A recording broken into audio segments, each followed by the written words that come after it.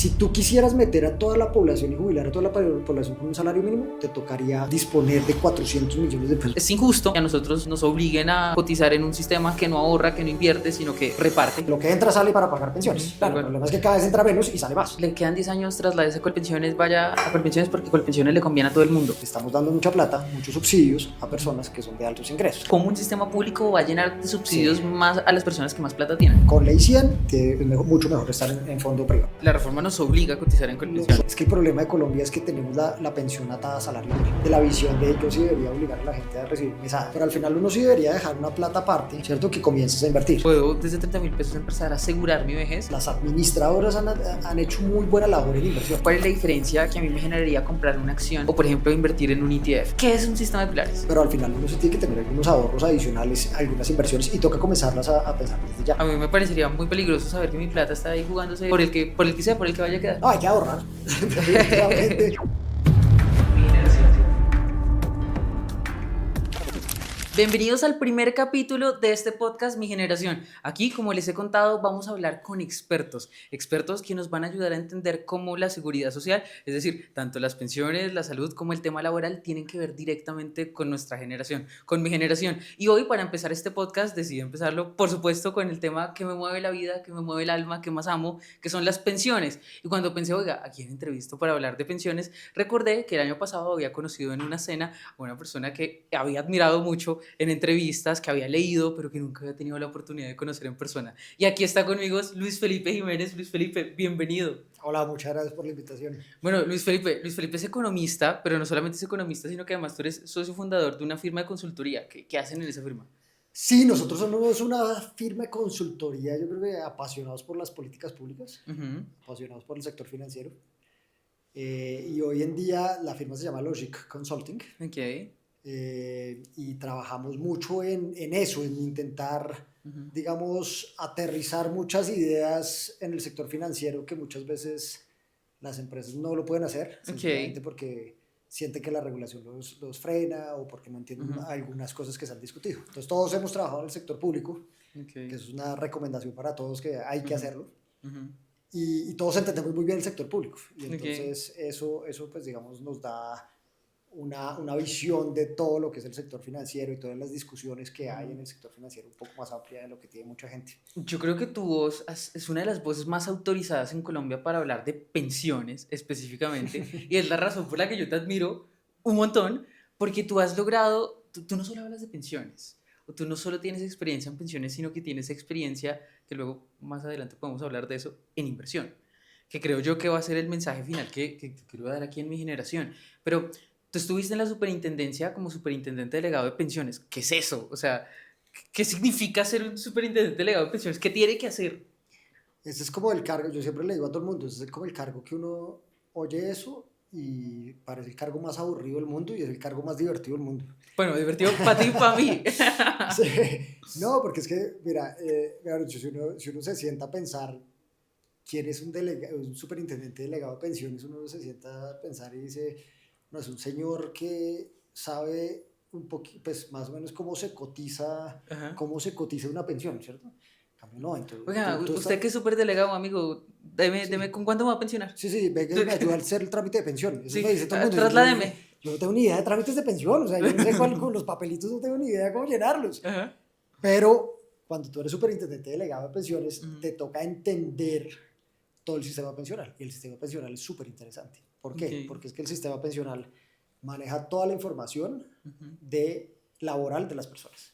¿Y en qué momento de tu vida? Pero espérate, antes que nada, ¿tú cuántos años tienes? 43. 43 años. Sí. ¿Y tienes hijos?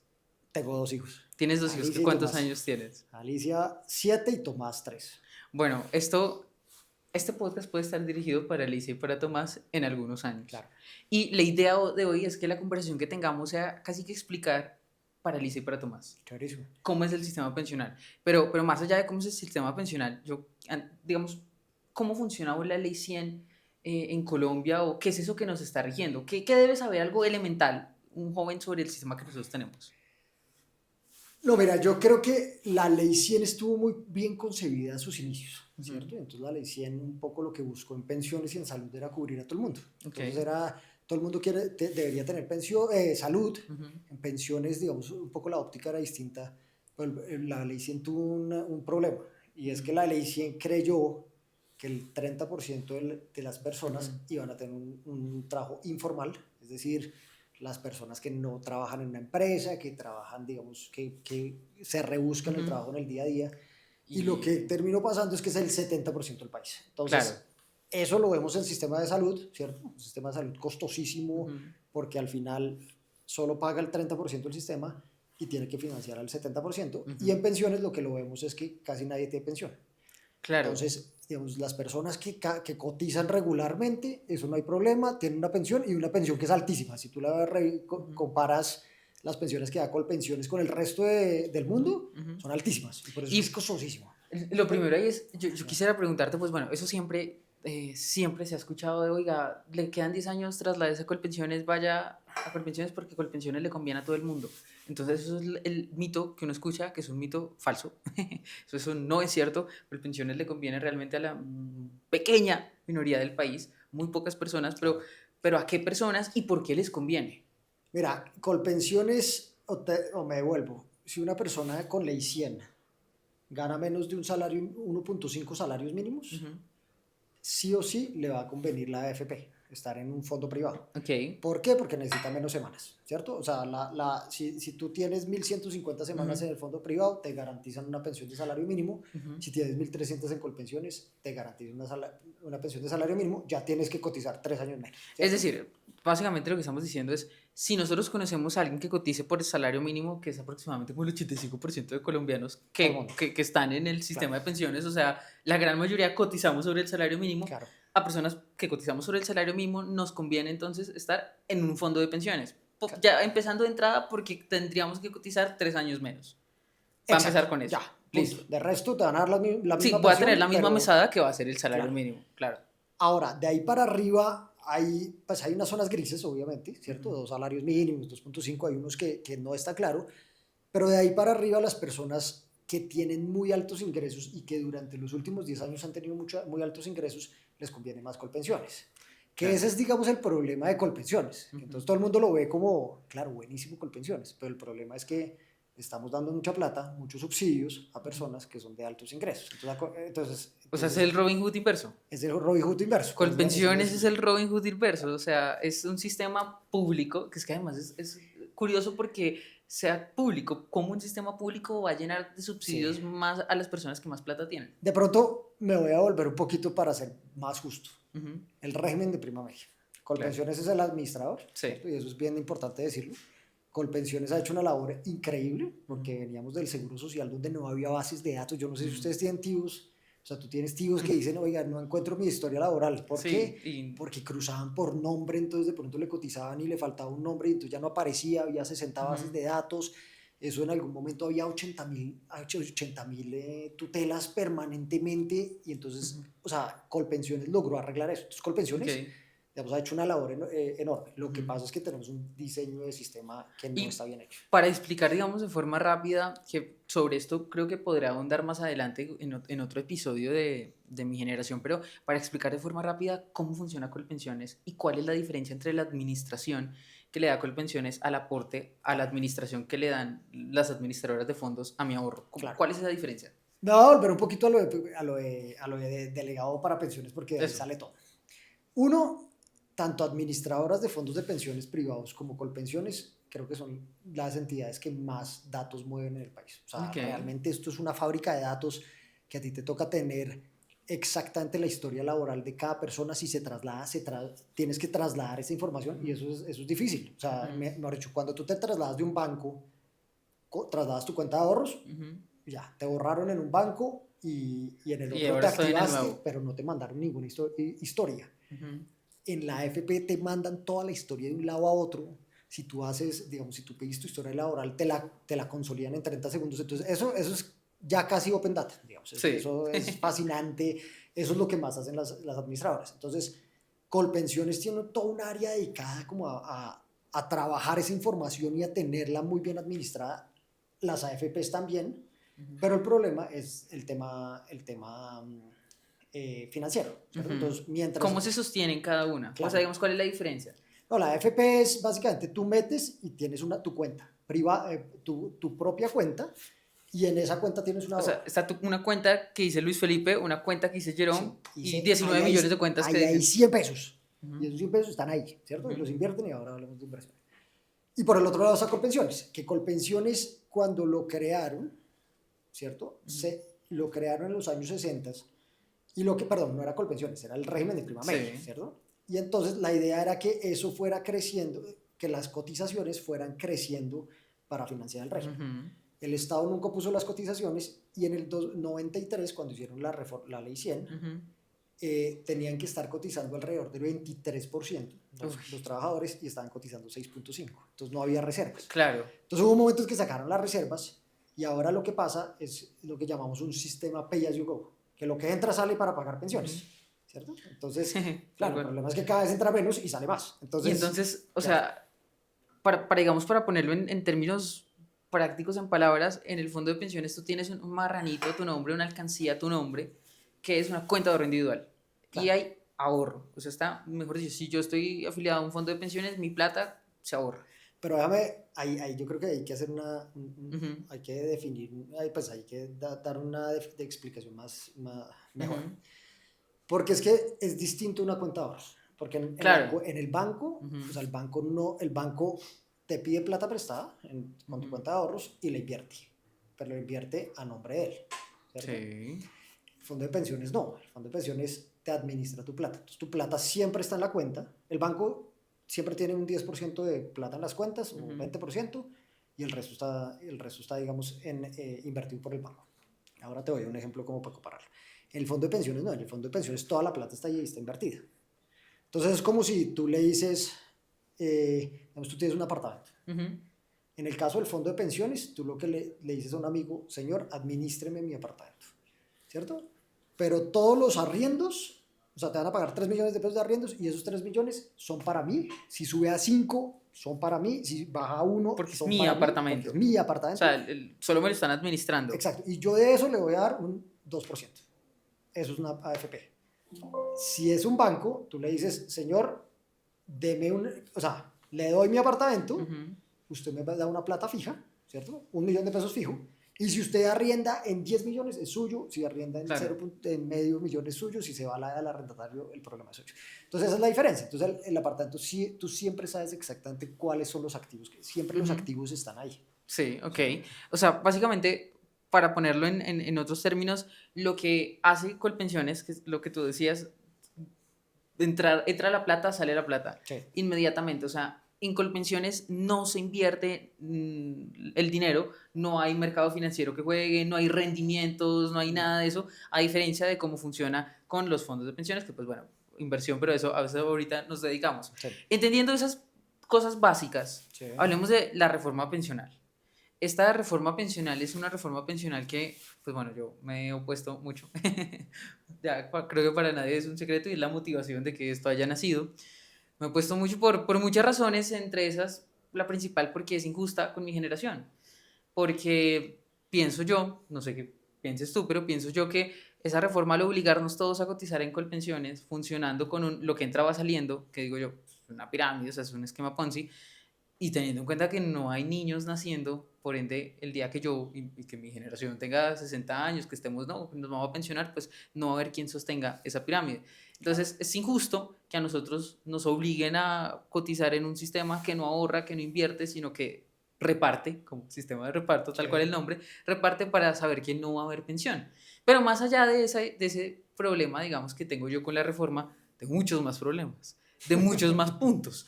Y en primer lugar, yo quisiera preguntarte qué rayos es un sistema de pilares, porque nos dicen que nuestra reforma pensional de Gustavo Petro va a traer un sistema de pilares que es copiado de los mejores países del mundo. ¿Qué es un sistema de pilares? No, mira, yo creo que, a ver, me devuelvo un segundo a reforma.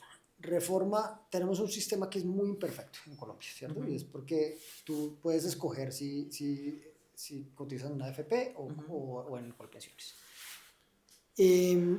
Lo segundo es, entonces, hicieron una reforma que es, en teoría, pilares, ¿cierto? ujú, Entonces, que tú lo que haces es que ya no tienes dos sistemas en competencia, ya no dices, puedo cotizar acá o acá, sino que ya te dicen, usted va a cotizar un pedacito acá, otro pedacito acá. Esos son pilares, digamos. El problema es que pusieron ese pedacito, digamos, el pedacito que se va para lo que ahorita llamamos prima media, ¿cierto? Sí. Colpensiones, está muy alto.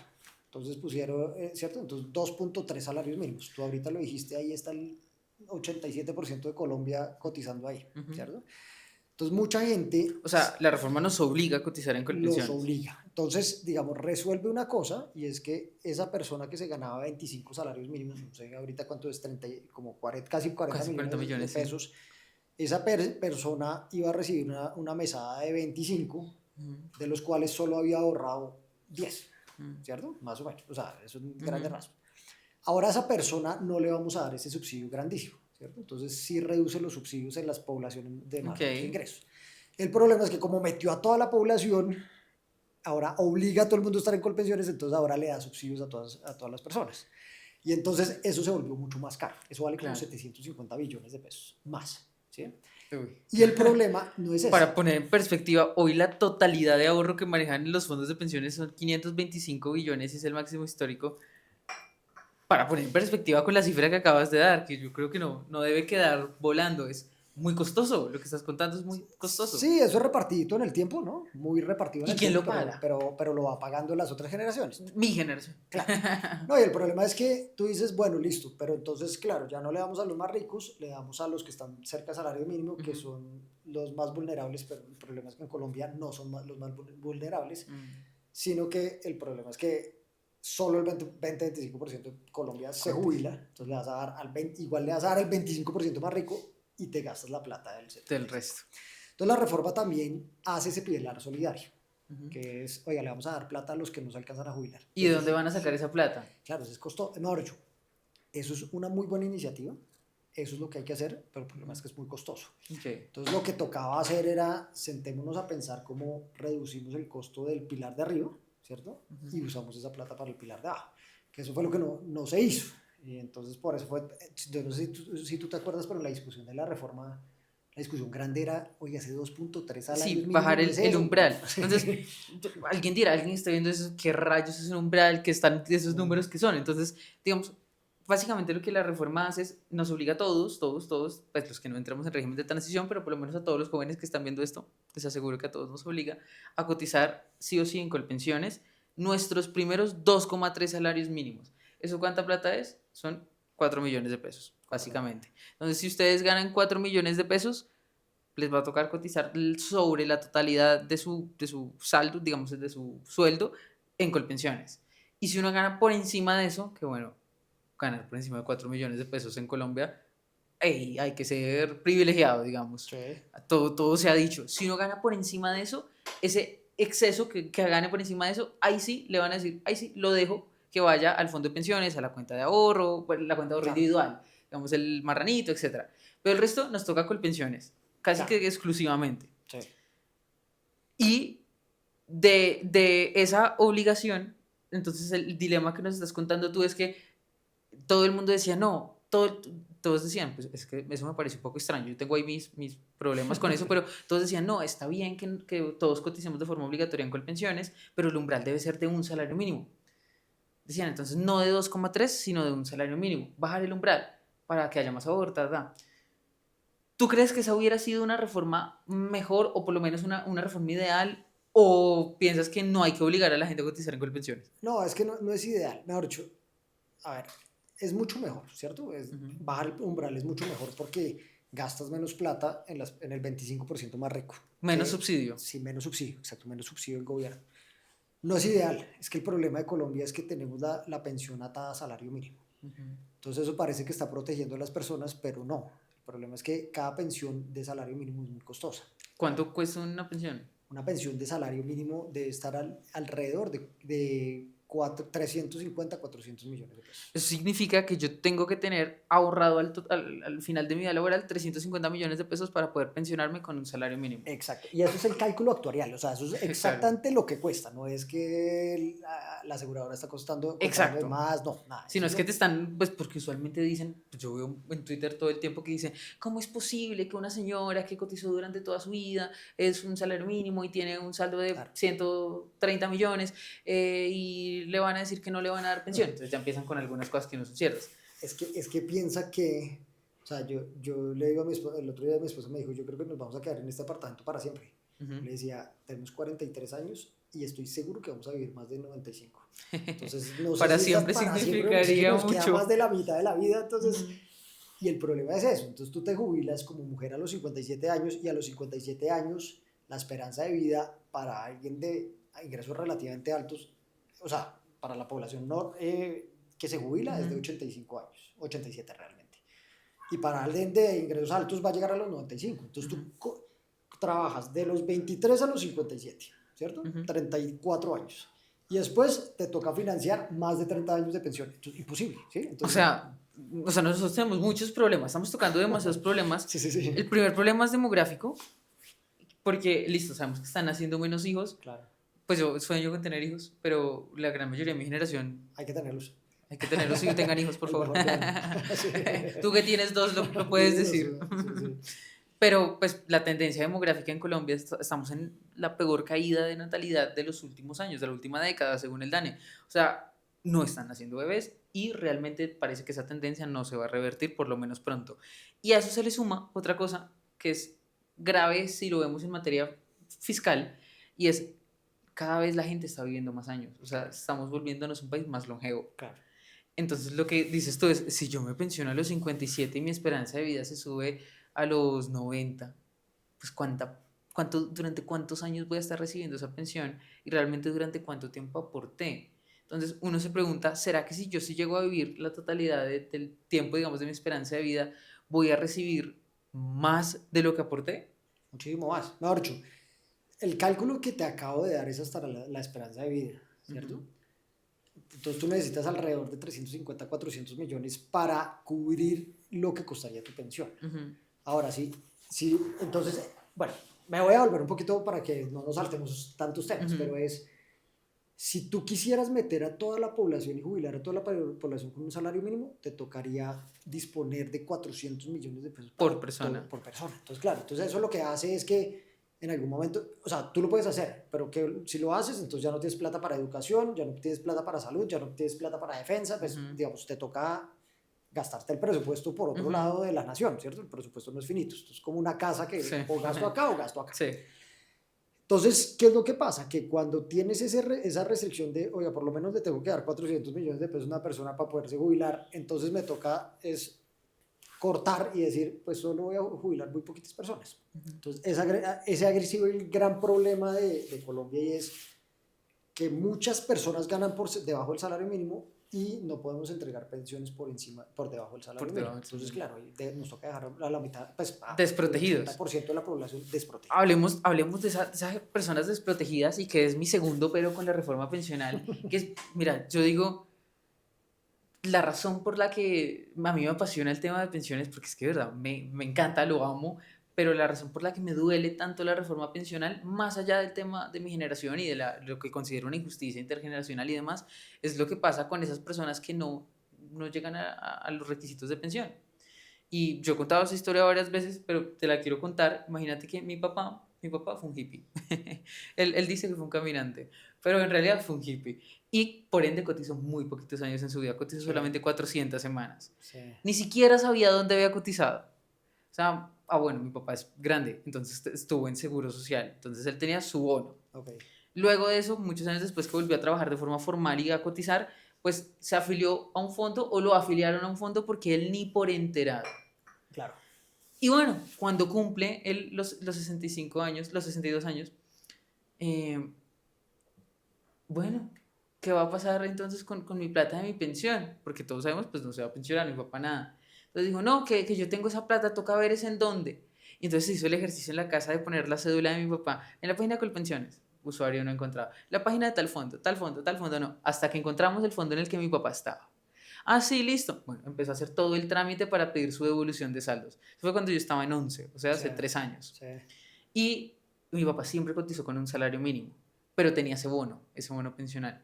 Nos llevamos la absurda sorpresa, gran sorpresa, la bendición gigante de que cuando a mi papá le dan la devolución de saldos de sus 404 semanas, le entregaron 112 millones de pesos. Y que seguramente alguien está viendo esto y dice, 112 millones de pesos, oiga, eso no alcanza para nada, eso está... 112 millones de pesos para una persona que cotizó 400 semanas, que es en realidad muy poco tiempo, 8 años, siempre con un mínimo. Es su plata, es su ahorro, es su dinero. Y mi papá con esa plata que es suya, no solamente vive, porque sigue viviendo con ese dinero, lo invirtió y demás, Sí. sabe invertirlo y demás, sino que además dijo, nena, te voy a cumplir el sueño que tú tienes, que es que estudies en la Universidad del Rosario. Me pagó el primer semestre para mi carrera. Después de eso, pues bueno, mi mamá hizo todo el esfuerzo para pagar el segundo y tercero, y desde el cuarto pues ya tengo una beca, entonces ya relajados. Pero yo entré a estudiar a la universidad de mis sueños gracias a la devolución de saldos de mi papá. Claro. Y eso la reforma pensional lo elimina completamente. ¿Qué le pasaría a alguien como mi papá con la reforma pensional? No, mira, mejor dicho, y ahí creo que estamos un poquito, tenemos visiones distintas del tema. Sí. Yo sé qué me vas a decir. No, la reforma pensional al final lo que te hace es que todos esos ahorros te da un subsidio, de alguna forma, y te los vuelve una mesada. Esa mesada, entonces, por ejemplo, pongámosle algo de cifras. Entonces, la mesada, si una mesada de salario mínimo vale 400 millones de pesos, a tu papá le habrían dado un poco más de un cuarto de salario mínimo, ¿cierto? Entonces, hoy estamos, ¿qué? Millón y medio. 1.400.000. Sí, estamos hablando le darían 400.000 pesos mensuales. Uh-huh. ¿Cuál es? Digamos, esa parte sí estoy muy de acuerdo, porque es que normalmente... 400.000 pesos mensuales en el cálculo que estás haciendo. Claro. O sea, digamos, de lo que debería ser con una pensión mínima. Claro. Uh-huh. Yo en esa parte, digamos, de no entregar la plata directamente y sí entregarla vía mesadas, estoy de acuerdo, por una razón, y es que la gente no sabe calcular hasta cuándo va a vivir. Ok. ¿Cierto? Entonces, eso es lo que llamamos, digamos, en actuaría o en las aseguradoras el riesgo de longevidad. Entonces tú no sabes si vas a vivir hasta los 70 o hasta los 90, y es imposible que hagas el cálculo, porque es que, o sea, hay un tipo especializado cogiendo una tabla de mortalidad y diciendo la gente vive más o menos hasta esta edad y siempre se descacha, Claro. ¿cierto? Entonces digamos, si tú le das la plata directamente a la persona, lo que de alguna forma le estás entregando, le estás obligando a que él administre esa plata durante el resto de su vida, y como eso es un cálculo tan difícil, entonces para mí darle esa responsabilidad a la persona es muy complicado. Entonces al principio, claro, uno dice, tengo 112 millones de pesos, puedo hacer un montón de cosas. Mucha gente dice, voy a comprar un taxi, o voy a montar mi propio negocio, pero lo que pasa es que eso, y ya entramos en el área de inversiones, el negocio puede ser un poquito más rentable, pero es muy poco diversificado. Estás poniendo todos los huevos en la misma canasta. Entonces tú conoces los negocios. Digamos, mi mamá hizo lo mismo. Le dieron un bono grande y fue y compró una casa, remodeló, arrienda apartamento y le da divino. Pero claro, a ella le fue divino. Seguramente hay 2 o 3 más que intentaron hacer lo mismo y no les fue divino. Funcionó. Y a los 85 vamos a ver qué les pasa, ¿cierto? Entonces al final tú le estás delegando... le estás poniendo la plata. A la persona administre su dinero. Claro, administre su dinero, piense hasta qué edad va a vivir, cómo hace eso. Digamos, si tú pones tu negocio a los 60, a los 70, hasta los 80, bien, pero no vas a administrar el negocio a los 95. Yo tengo una pregunta. Por ejemplo, eso, o sea, todo en el supuesto de a la persona le dan, digamos, a mi papá le dan 400.000 pesos. Sí. El problema es que yo, que soy una quisquillosa nerd, dije, yo necesito saber cuánta plata le van a dar. Y molesté y les puse derechos de petición al Ministerio de Hacienda de Colpensiones, que no me contestaron hasta que les puse tutela, y que por fin contestaron, eso fue el año pasado, preguntándoles en un estimado, obviamente es que eso depende de cada persona, pero en un estimado de una persona que haya cotizado siempre de forma constante un salario mínimo durante su vida laboral, tabla de semanas, mujer-hombre, cuánto es la renta vitalicia con ya ese subsidio, digamos, que añade el Estado. Y la tablita que nos arrojaron, que es, digo yo, si yo me la pudiera tatuar en la frente, la pongo como, bueno, esto es lo que usted está apoyando en la reforma pensional. Es una tablita en la que nos indican que una persona de 300 semanas, sea hombre o mujer, empieza su renta vitalicia del pilar semicontributivo, digamos que así lo llaman, en 82.000 pesos. Claro. de una persona de un salario mínimo. Y entonces yo dije, pues yo hice el ejercicio con mi papá, de decir, bueno, mi papá que tuvo 400 semanas, hombre, tal, sale más o menos 110.000 según esa tabla. Eso es a 2024. Claro. Y ahí digo yo, pues bueno, yo tuve dos dilemas.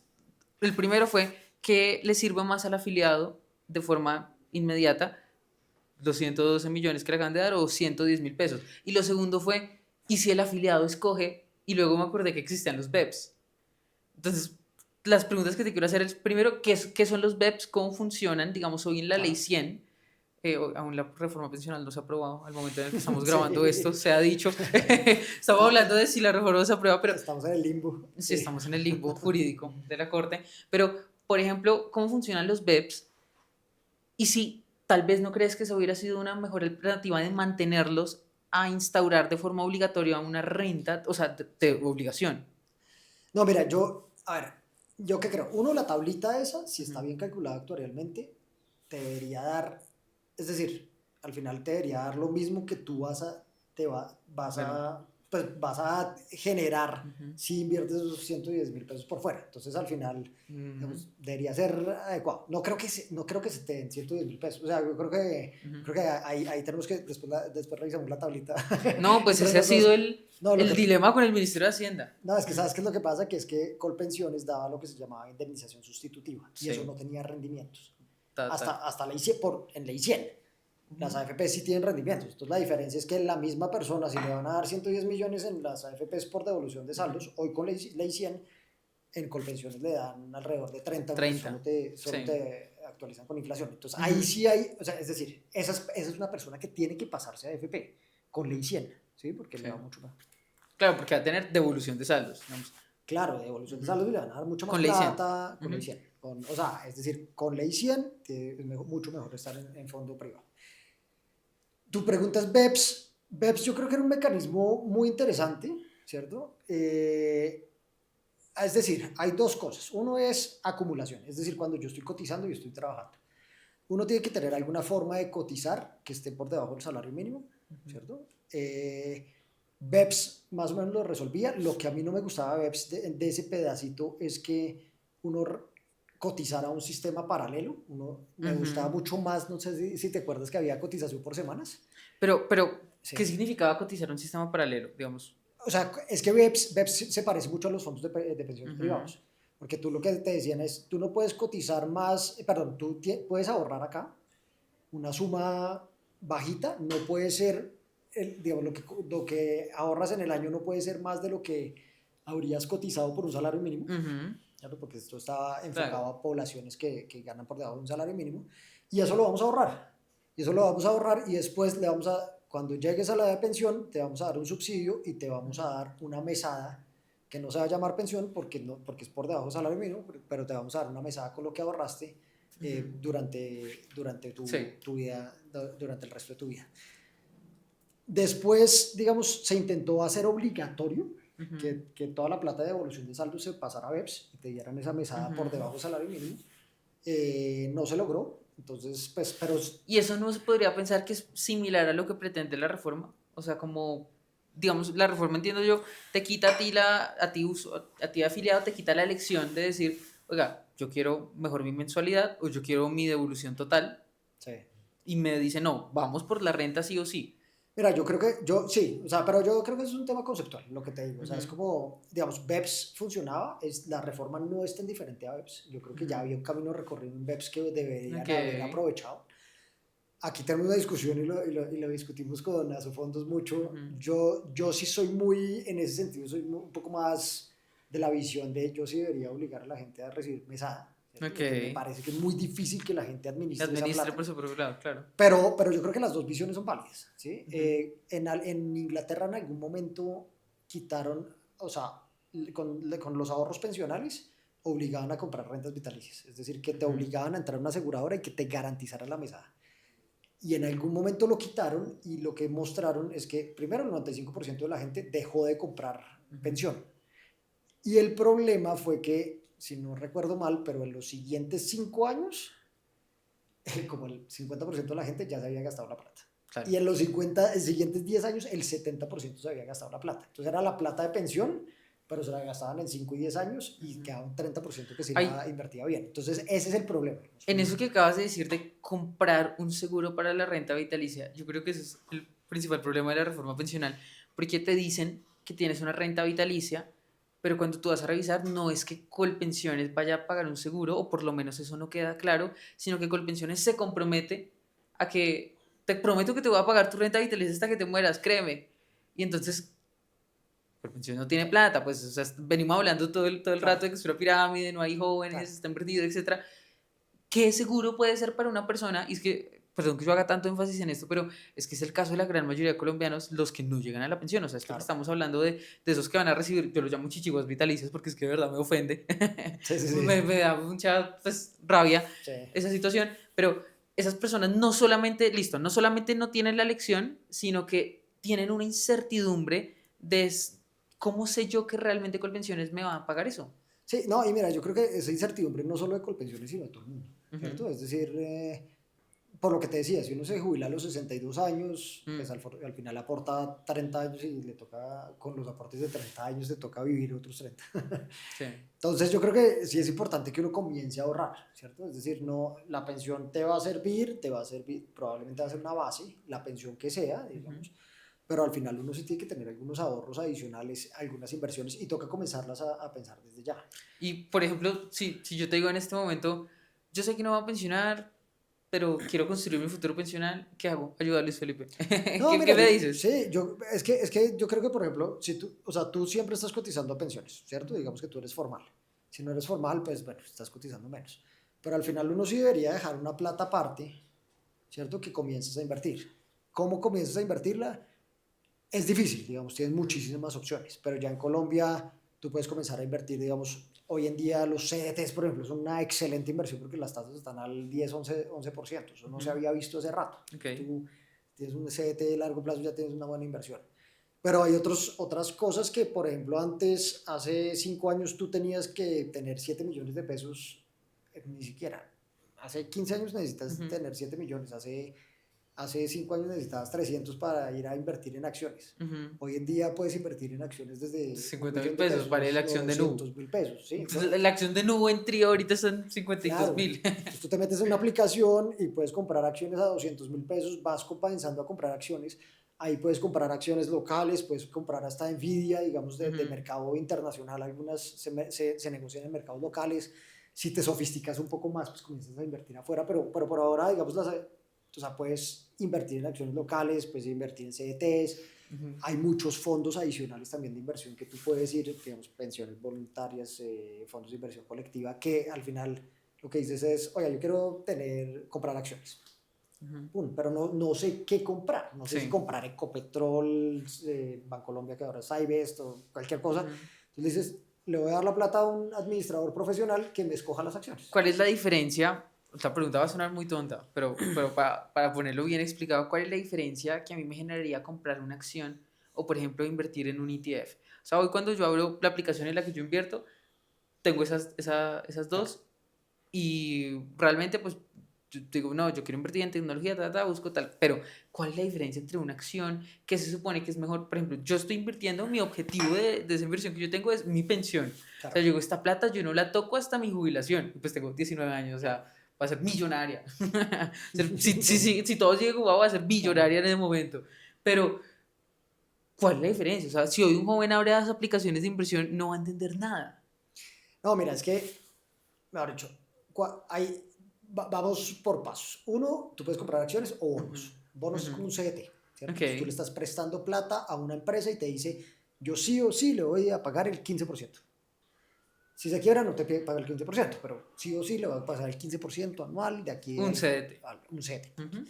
Entonces, esa es una inversión bastante segura, si estás invirtiendo en una empresa bastante segura, pero ya sabes exactamente cuánto te vas a ganar. Te vas Sí. a ganar, no pongámosle el 15 porque nada está pagando ya el 15, Al pero 10. el 10% todos los años. Hoy la tasa está altísima, ¿cierto? Entonces, si tú dices, oiga, voy a comprar este bono y está a 10 años y está al 10%, pues divino, porque 10 años del 10% es un montón de Ujú. plata. Pero también puedes comprar acciones. Y acciones, lo que tú dices. Entonces, si compras una acción, tú te vuelves socio de la empresa. Ok.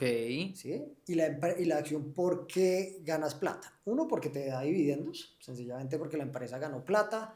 ¿Y esos Y dividendos cómo se calculan? esos dividendos al final te dicen, mire, yo tuve tantas utilidades y vamos a una asamblea de accionistas y les decimos, de estas utilidades de 100 pesos voy a repartir 40 pesos y los divido por el Entre número de todos. acciones que hay. Ya, entiendo. Listo. Entonces, eso te lo da cada año, en general, las acciones. Pero también las acciones se mueven, el precio de la acción se mueve. Sencillamente, si, por poner cualquier ejemplo, si Google hoy vendió 100 mil millones de dólares, pero el próximo año vendió 300 mil, pues la acción de Google vale más y entonces tu acción va a valer más. Ok. La puedes vender.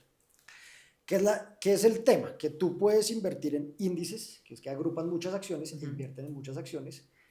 Lo ¿Y bueno, si yo invierto en un índice, soy socio de todos esos? más o menos, ¿Cómo porque en funciona? general cuando inviertes en ese índice lo que haces es que compras un fondo que compra todas las acciones. Ok. Entonces indirectamente eres socia de todas esas acciones, Pero realmente mi relación es con el fondo. tus relaciones con el fondo y las acciones sí se van a subir y bajar, o sea, van a subir y bajar. Lo bonito de comprar un índice es que si la acción a la que tú le apostaste le fue mal, Pues habrá otras claro, cuantas tienes que van a subir. 300 acciones, entonces, no sé, 200 suben un montón, hay dos que se quiebran, otras pero al final generas una rentabilidad. Okay. Si compras una sola acción y esa acción le fue mal, chao, ¿cierto? Que era lo que te decía un poquito del Claro. taxi y el Sí, el solo uno, comprar. claro, eso se llama diversificación. Tú, si compras muchas inversiones, pues estás diversificada, si a una le va muy bien, a otra le va mal. O sea, digamos, yo te preguntaría si, te voy a contar, pues esto se va a enterar todo el mundo de cómo invierto yo, pero yo digo yo, toda la plata que a mí me entra, que es realmente poco, pues cotizo salario mínimo y demás, pero yo he dicho, yo tengo que invertir un porcentaje sí o sí de cualquier cosa que me entre, de una charla o lo que sea, me tiene que entrar y yo debo invertir mínimo el 40% de eso en TRI. Y lo sé, y lo digo así porque yo de verdad tengo que tener una vejez millonaria. Y la tengo que construir ya. Y entonces cuando yo abro Tri no está patrocinando esto.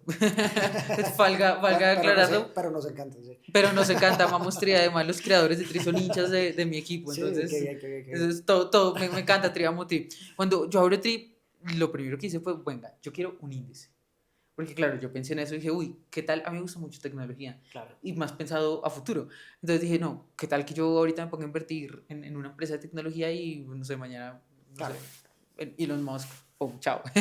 Se acabó. Entonces, no, un índice. Entonces busqué un índice de tecnología. Entonces, el S&P de 500 empresas de tecnología. Claro. Mi pregunta ahí es, tengo varias preguntas. La primera es, ¿cómo se establece el precio de esa acción, o de esa acción no, sino de ese índice, si estamos hablando de 500 empresas? Es que todos los días las empresas se negocian. Eso es como si uno entrara a tucarro.com Ajá. y todos los días tuvieras muchas personas que compran y venden el mismo Mazda 3. Entonces tú sabes exactamente cuánto, tú dices, oye, el Mazda 3 en promedio lo compraron en 60 millones de pesos, ¿cierto? Porque hay unos que compraron 70, pero en promedio 60. Okay. Todos son igualitos. En acciones es lo mismo, todos los días compras y vendes muchas acciones. Entonces todos los días la bolsa, cualquier bolsa que sea, en el caso de pues, la bolsa de Nueva York, la bolsa de Colombia, te dice el precio del Mazda 3, o en este caso no del Mazda 3, sino de Ecopetrol, fue promedio 60 pesos. Entonces tú ya sabes que si tú mañana sales, muy probablemente puedes vender Ecopetrol a los 60 pesos.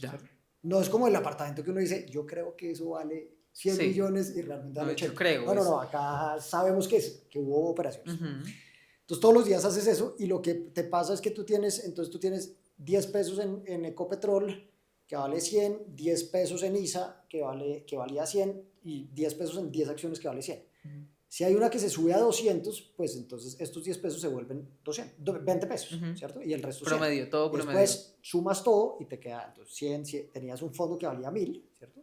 10 veces 100 y ahora tienes un fondo que vale 1100 porque tenías 1000, sí, entiendo. o sea, tenías 1000 más 100. Entonces, todos los días valoras y todos los días tienes empresas que se están valorando. Y entonces en el índice yo no tengo dividendos. Eso es, o sí tengo. No, si tienes dividendos. Okay. Tú puedes comprar distintos índices, pero en general los índices pagan dividendos y lo que hacen es o te reparten, dependiendo del fondo, o vuelven a comprar exactamente la misma composición del índice. Entonces, si tenías 100, si tenías 10% de cada empresa, te pagan dividendos y eso lo vuelven a comprar igualito en las acciones. Porque siempre la gran mayoría de asesores financieros, vamos, a mí, uno de mis grandes amigos fue el que me empezó a asesorar porque yo le dije, bueno, necesito invertir, pero yo no tengo ni idea de inversiones, yo de esto nada, ayúdame. Él me dijo, bueno, si tu objetivo es la pensión, mete plata en tecnología. ¿Por qué en tecnología? O sea, porque esa es ¿por qué darle ese consejo a un joven, digamos? No, mira, yo creo que yo no me vas a meter en sectores específicos. Específicos. ¿Sí? O sea, obviamente hoy en día la tecnología está en un boom. Hay unos que dicen que es una burbuja y otros que dicen que todavía puede crecer mucho. Pero el tema es que las acciones, si tú inviertes a largo plazo, y largo plazo estoy hablando de más de 5 años, en general ganas mucho más que los bonos. Entonces ese bono que te dice, oiga, yo podía ganar 10%, en acciones de pronto te puedes ganar 15 o 16. ¿Por qué? Porque es que las acciones tienen el ciclo económico. Entonces, cuando hay depresión en el país, entonces bajan, después vuelven a subir, pero si tú las miras a 20 años, te vas a ganar un montón de plata. Ahí hay un montón de gráficos que dicen, si tú coges el índice de acciones de Estados Unidos contra lo que habrías tenido en bonos o en CDTs largos, para ponerlo así, pues habrías ganado muchísimo más en acciones. O sea, te habría multiplicado por 10 veces, o sea, por 10 la plata si lo hubieras metido en los últimos 50 años. Entonces, si tú estás invirtiendo hoy y a ti te faltan, ¿qué? 40 años para la pensión, ¿no? Como 38. Pues si metes hoy en día en acciones bastante. Y lo haces relativamente bien y lo haces en esos índices y además estás contratando, cuando compras el índice, estás contratando un experto que te lo administre. Tal cual. Entonces, si lo haces así, muy probablemente cuando llegues a los 30 sí, voy a ser millonario. Un montón de plata, claro. Claro. Pues es el objetivo porque, digamos, ya resumiendo las dos cosas que hablamos hoy, reforma pensional e inversión, yo cuando hablo con mis amigas de la universidad, yo les digo, oigan niñas, si ustedes tienen la oportunidad de invertir así 50,000 pesos al mes, o sea, es que no les estoy diciendo que saquen millones de pesos, no, es un valor mínimo, de verdad, a mí me ha sorprendido tanto, yo pues siempre lo he dicho también públicamente, una de las acciones que yo tengo es Nu, y la acción de Nu ahorita está en 52,000 pesos, empezó mucho más económica en 30,000. ¿Cómo puede ser eso que yo puedo ser socio de una empresa desde un valor tan bajo? Claro. Y pues obviamente digamos para una persona que ya tiene más dinero, experiencia y demás, pero para un joven esa experiencia de, oiga, puedo desde 30,000 pesos empezar a asegurar mi vejez, para mí es muy valioso. Claro. Y yo quisiera con eso que estamos hablando hacerte dos preguntas que les voy a preguntar de hecho a todos los invitados a mi generación. La primera es, hoy hablamos de dos materias muy importantes, pensiones e inversión, digamos, de la importancia de lo que dices tú de construirse de esa pensión por su propio lado, además de lo que va o aspira a recibir de la pensión obligatoria. En esos dos campos, si tú tuvieras algo que decirle a los candidatos presidenciales que se van a estar definiendo ya el otro año, que deben hacer sí o sí en 2026, el que quede presidente, sí o sí, ¿qué debe hacer? En pensiones e inversiones. Sí. Wow. Que aparte van de la mano. No, mira, yo creo que, a ver, en pensiones, si pasa la reforma, claramente tenemos que hacer un par de ajustes de la reforma. ¿Sí? La reforma digamos, tiene algunos aspectos buenos, pero hay que ajustar bastantes temas, entre ellos el umbral. ¿Sí? Y si no, sí tenemos que sentarnos, digamos, a hacer una reforma pensional muy bien pensada. O sea, hacerle una contrarreforma. Exacto. Okay. Yo creo que eso hay que hacerlo. Hay muchos, digamos, hoy en día en el sistema pensional hay muchos problemas, es un sistema complejo, es un sistema que no cubre a todo el mundo, es un sistema que está teniendo problemas, pues, digamos, en distintos temas, entonces eso toca hacerlo. Y en materia de inversiones, yo creo que por un lado, digamos, en general, los temas de inversiones de las AFP son, las administradoras han hecho muy buena labor en inversiones, ¿cierto? Hay muchas discusiones de qué pasaba en los 90s, pero es que en los 90s estaba comenzando el sistema, entonces todo el mundo estaba aprendiendo. Hoy en día, digamos, los fondos invierten muy bien, invierte la plata muy bien y son inversionistas muy sofisticados. Yo aprovecho para preguntarte, ya que estás diciendo eso, ¿qué opinas de la idea que aún no se ha materializado, pero de la idea de obligar a los fondos de pensiones o a las administradoras de fondos de pensiones a traer la totalidad de los fondos, invertirlos en el mercado local? Pues es lo mismo del que te hablo del taxi del negocio. O sea, si tú metes todo en el mercado local, el día que le vaya mal a Colombia nos va a ir mal a todos y hasta. ¿Pero es posible meter todo en el mercado local? ¿Nuestro mercado local no es muy pequeño? Es muy pequeño, primero, y segundo, es que cuando el país va mal, en general, el dólar sube. Sí. ¿Sí? Así, es así. Sí. Y entonces cuando las inversiones locales van mal y tú tienes dólares, pues entonces el portafolio va mejor porque el dólar sube. Entonces por eso es que eso se llama diversificación nuevamente. Entonces si tú metes todo en Colombia, pues es meter los huevos en la misma canasta, muy bonito, digamos, puede que traiga mucha inversión para Colombia, pero al final lo que estás haciendo también es poniendo en riesgo la plata de los afiliados. Entonces, claro, eso, sí. Y decirle al afiliado básicamente que tu plata va a depender de la decisión política del que esté en turno, o sea, ni siquiera de si está Petro o si está otro, sino, pues a mí me parecería muy peligroso saber que mi plata está ahí jugándose por el que sea, por el que vaya a quedar. Sí, y ese es digamos, el segundo punto para candidatos. Los candidatos sí se tienen que sentar, toca ver cómo hacemos para tener un desarrollo de mercado de capitales más grande, ¿cierto? O sea, el mercado de acciones en Colombia es chiquito, el mercado de bonos de Colombia es chiquito, ahí hay mucha plata para prestarle a las empresas y eso lo tenemos que hacer. Entonces toca desarrollar el mercado para que en algún momento sí digamos, señores, es más grande para recibir un poco más de plata, no puede estar toda la plata acá, nadie tiene toda la plata acá, digamos, en ninguna parte del mundo los fondos invierten solo local porque es un riesgo,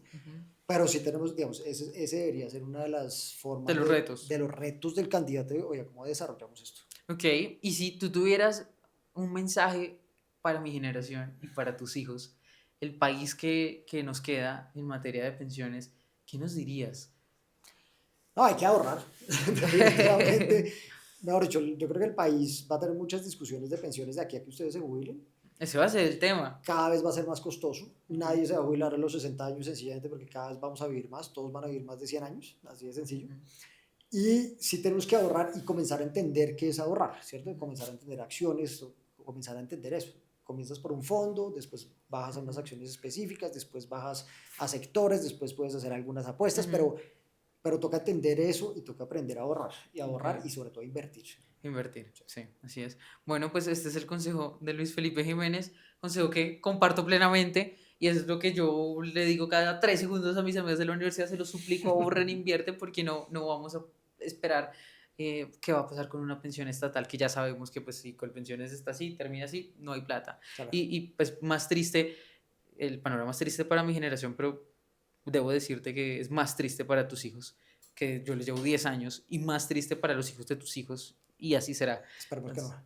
Sí, pues esperemos que tendremos muchos retos, que ojalá puedas participar en muchos de esos retos porque todo el conocimiento que tú tienes, la experiencia que has tenido, pues creo que sería enriquecedora, sobre todo para esa contrarreforma que estoy convencida que se necesita. No, muchas gracias. Muchas gracias por haber estado en este espacio en mi generación. Ojalá poder seguir conversando contigo más tiempo en otro capítulo sobre todos estos temas. Todo lo que quieras. Muchas gracias. Muchas gracias, Luis Felipe. Chao. Y muchas gracias a ustedes por ver este primer capítulo de mi generación. En este podcast vamos a hablar sobre todos estos temas difíciles de entender con expertos, intentando que sean lo más entendibles posibles. Pero el mensaje final de este capítulo, y yo creo que el mensaje final de este podcast va a ser, se lo suplico, inviertan. Mi generación.